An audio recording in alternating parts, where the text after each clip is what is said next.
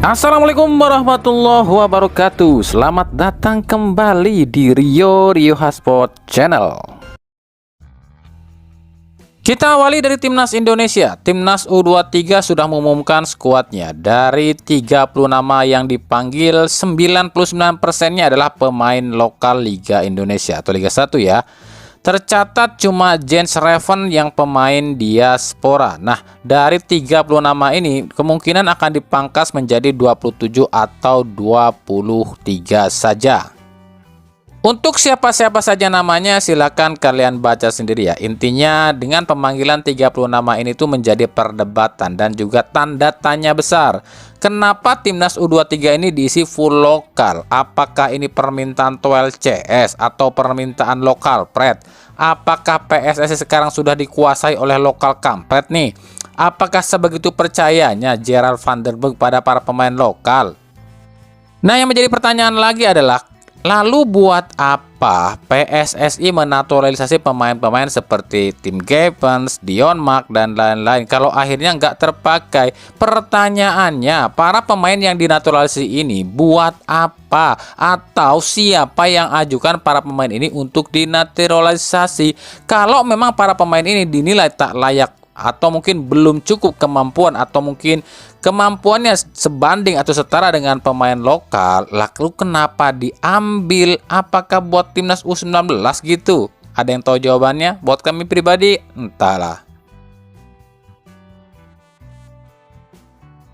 Nah, lalu di Timnas Putri U19 dibantai Vietnam U19 di semifinal dengan skor telak 4-0. Dengan ini, Timnas U19 Putri ini harus menjalani perebutan tempat ketiga melawan Timnas U19 Putrinya Myanmar. Nah, dengan kenyataan Timnas U19 Putri ini cuma pakai satu pemain diaspora, yakni Sydney Hooper, tak bisa juara AFF U19, harusnya kan jadi acuan Gerard van der Berg nih. Jika di timnas itu butuh banyak pemain-pemain yang berpengalaman main di Eropa. Bukan soal skill lo ya, tapi pengalaman, faktor mentalitas, metode latihan, dan sistem kompetisi di luar sana yang bisa menjadi kelebihan dari para pemain diaspora. Kami tidak pernah menjelekan pemain-pemain yang bermain di liga lokal atau Liga Indonesia lo ya. Tapi kembali lagi, sistem kompetisi, sistem cara pelatihan, dan cara mereka berkompetisi itu yang menjadi pengalaman yang nggak bisa didapat di kompetisi dalam negeri. Intinya untuk saat ini kami pribadi belum bisa menyimpulkan ya, apakah semenjak Toel CS dekat dengan PSSI ini membuat timnas kita di semua kelompok usia ini jadi bapuk. Timnas putra senior gagal lolos round 3 ya, dan harus masuk ke round 4. Ini udah ada buktinya ya. Timnas putri senior kemarin juga udah gagal juga ya. Jadi yang tersisa itu sekarang Timnas U23, U19, dan U17 putra. Jika tampil hasilnya jeblok pun, berat semenjak Toel CS dekat dengan PSSI, mungkin baru kami bisa menyimpulkan. Dan kalau ternyata semenjak PSSI dekat dengan Toel, semua timnas, semua kelompok usia timnas, bahkan timnas putri pun menjadi jeblok, berarti kan sumbernya cuma satu nih, sumber permasalahannya cuma satu, yakni susunan eskonya yang harus dirombak. Kenapa kami bilang demikian? Sebab imbasnya juga bukan soal ke timnas saja sih, tapi juga dari semua sendi dari sepak bola Indonesia. Sejauh ini, buat kami pribadi lo ya, pengamatan kami pribadi, kehancuran sepak bola Indonesia itu dari zaman dulu ada di esko PSSI. Contoh yang paling simpel adalah Liga 1 atau Liga Indonesia semenjak ditangani oleh Erick Thohir ini udah mulai bagus loh dengan datangnya VAR. Malah eskonya yang main kadang-kadang sogok sana sini, sogok wasit lah, mafia bola, yang lain-lain. Jadi apa ya, liga yang udah seolah-olah mentereng jadi percuma juga ada VAR. Kemudian imbasnya juga buat timnas Indonesia. Timnas udah lagi mentereng-menterengnya ya, progresnya lagi bagus-bagusnya loh di tangan Sintayong, dan juga menurunkan ilmunya pada Indra Syafri dan Nova Arianto. Tapi tiba-tiba dipanas-panasin sama Esko. Akhirnya apa? Merosot juga kan. Jadi penyakit utamanya bukan masalah pergantian pelatih, bukan masalah soal kualitas, bukan masalah soal inovasi teknologi di sepak bola Indonesia, tapi permasalahannya itu ada di esko-nya. Kita mungkin sama-sama dengar ya, Ketum PSSI pernah bilang liga itu wewenangnya pada liga atau LIB ya. PSSI cuma punya saham 5%. Ya udah kalau gitu, kalau PSSI nggak menyerahkan semuanya sama LIB, pecatin semua aja esko-nya, nggak usah ada esko lagi. Kenapa demikian? Lah sekarang PSSI bilang katanya liga itu urusan LIB, tapi esko-nya orang liga semua. Ya pada baik son.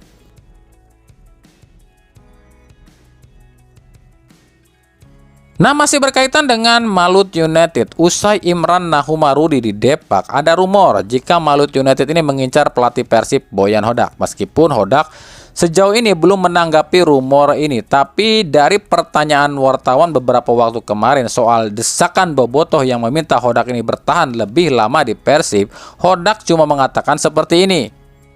Kalau menang bisa saja mereka minta 10 tahun. Kalau kalah 2-3 pertandingan langsung teriak coach out. Itu kata Hodak. Jadi yang dimaksud Hodak itu adalah kalau Persib menangan ya pelatih mah aman, pasti bertahan lebih lama. Dan dibilangnya pelatih Boyan stay. Tapi kalau Persib keokan pasti langsung bilang Boyan out. Itu yang dimaksud Hodak. Kenapa Hodak bisa bilang seperti itu ya? Karena pengalaman dia selama 2 tahun di Persib lah. Dia tahu sebagian supporter Persib itu nggak sabaran, pengennya Persib menang mulu, nggak pernah pengen kalah. Ketika kalah, pemain dihujat, pelatih dihujat, betul dong. Padahal kan kalau supporter itu dewasa, harusnya tahu yang namanya sepak bola itu dalam pertandingan ada yang namanya menang dan kalah. Nah, kalau di Malut United yang notabene tim mediocre, mungkin tekanan supporter nggak akan seperti yang dialami di Persib. Tapi kalau di Malut United yang tekanan supporternya nggak terlalu berat, sebenarnya ini menguntungkan buat pelatih. Kenapa demikian? Karena pelatih itu bisa lebih fokus, benahin tim, lebih fokus, menerapkan strategi. Jadi nggak perlu didesak ataupun takut didesak ataupun dihujat sama supporternya sendiri. Tuh makanya nih buat para bobotoh ya, kalau musim depan Boyan Hodak masih bertahan di Persib dan Persib kalahan 1 atau 2 kali, nggak usah langsung teriak-teriak Bojan out. Ini kebiasaan sih nih supporter-supporter nih yang kardus nih.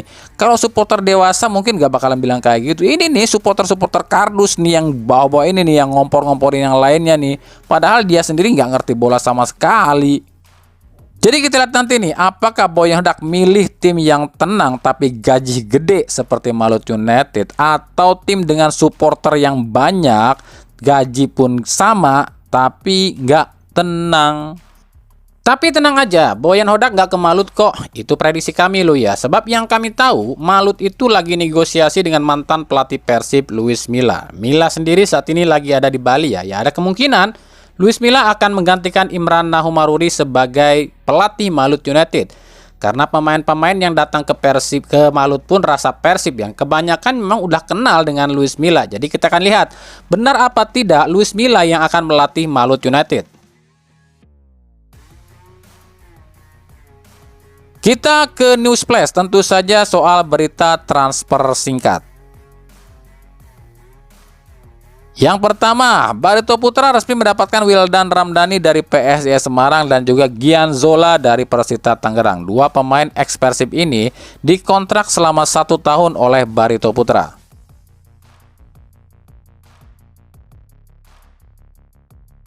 Yang kedua, PSM Jogja resmi mendatangkan pelatih baru. Dia adalah Jan Paul van Gastel, pelatih asal Belanda berusia 53 tahun. Dari CV-nya sih cukup mentereng ya, pernah melatih Feyenoord, NAC Breda, sampai Besiktas di Turki. Di Besiktas sendiri, dia mampu membawa Besiktas ini finish di 4 besar loh ya. Yang ketiga dari Persebaya ada nama Abu Razak Kamara, striker asal Liberia 28 tahun, bertinggi tubuh 182 cm, yang kabarnya tengah negosiasi dengan Persebaya.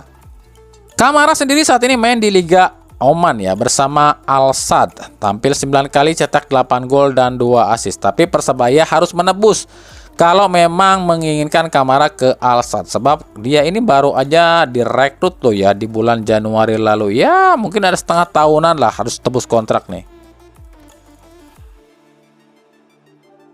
By the way, Persebaya meresmikan Rahmat Irianto, sang kapten yang kembali dari merantaunya di Persib. Di Persib sendiri Rian persembahkan 2 gelar. Nah, kita akan tunggu juga nih, apakah di Persebaya Rian mampu raih gelar Liga 1?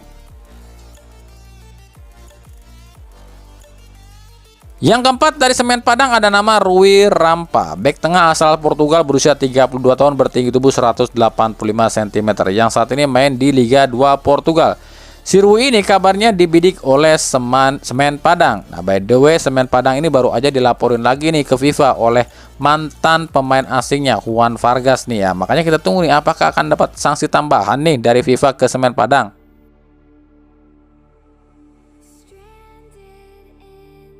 Dari Persija ada nama Caio Melo, gelandang asal Brazil berusia 25 tahun yang saat ini main di Serie A Brazil di klub Guarani. Tampil 8 kali, cetak 1 gol.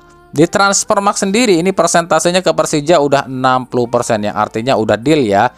Tapi Persija memang harus nebus dia nih ke klubnya nih, sebab kontraknya masih ada hingga Desember 2025.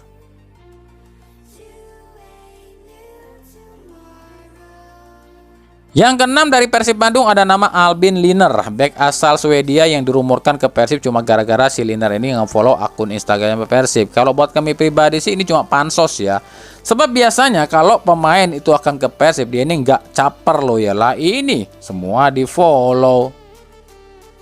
Lalu juga Rafael Struijk yang tiba-tiba dirumorkan ke Persib cuma gara-gara editan ini. Ini orang yang edit bener-bener deh. Ini editan loh gaya. Dua pemain ini kalau pendapat kami ya masih rumor, sebatas rumor, baru rumor lo ya.